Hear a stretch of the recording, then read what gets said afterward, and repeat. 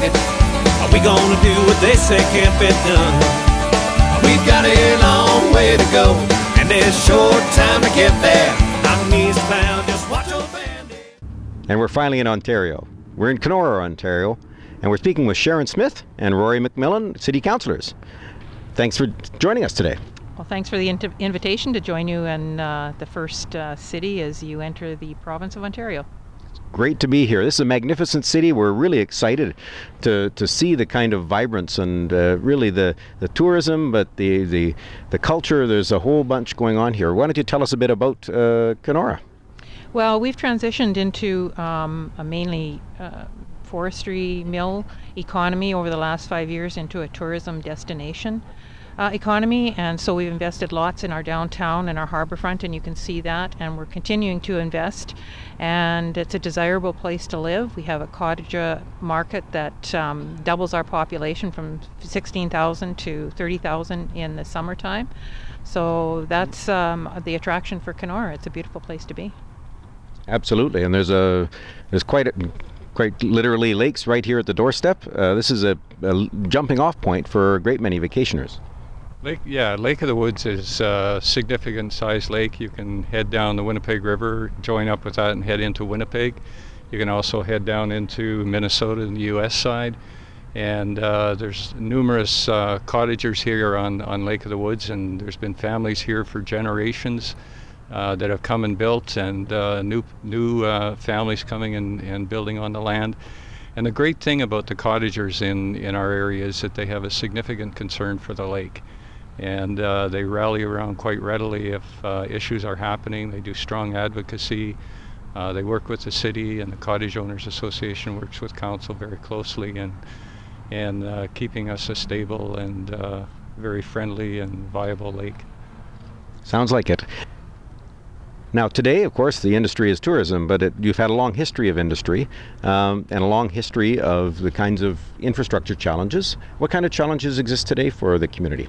Well, I think our biggest challenge today in Kenora is our infrastructure deficit and trying to maintain our highways, our sewer and water systems, our bridges, all of the linear infrastructure in our community. It's a struggle on the property taxpayers.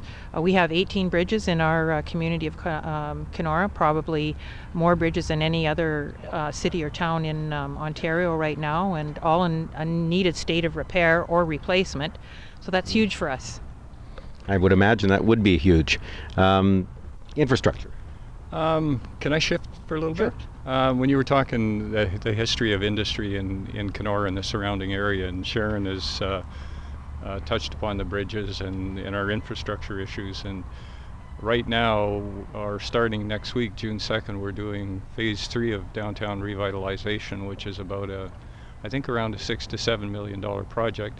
A few years ago, Main Street that you came down in was done, and then we're going to do the other large street, and which is tearing up the streets, replacing our infrastructure, but doing a significant amount of cosmetic on the streets when the infrastructure is installed. So yeah, it'll be like a revitalization.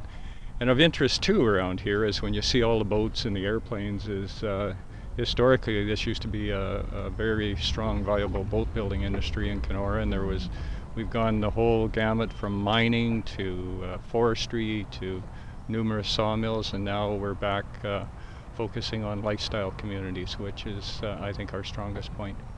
Well, we certainly see that walking your main streets, walking your community. It's a beautiful community. It has so many lifestyle and ambience advantages. Tell me about the successes you've had here. You've clearly been successful at creating that ambience.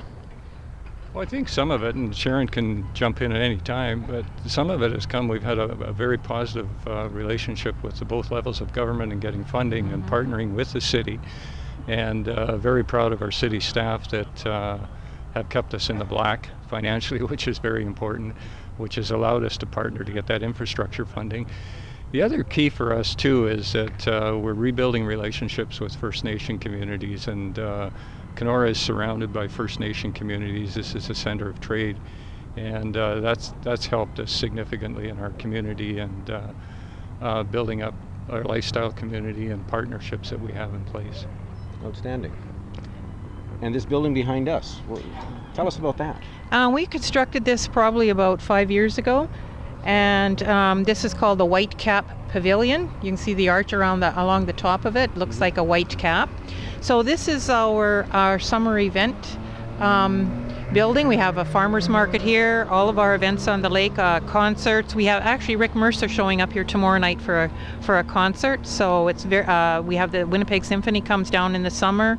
We have numerous fundraisers down here. It's a gathering place. The harborfront is really animated in the summer because of this. And so it's an attraction. People come in and dock, and it's a beautiful attraction on our harborfront. Well, it's quite spectacular. In fact, I compliments about your city. You must get them all the time, but I'll repeat them. They're just a beautiful city. We've only been here a couple of hours, and we're truly impressed. So on behalf of the three of us, thank you very much for coming out and joining us. And we're here in Kenora, Ontario, the first of our cities in Ontario, for Town Hall. And there's runners going right by us.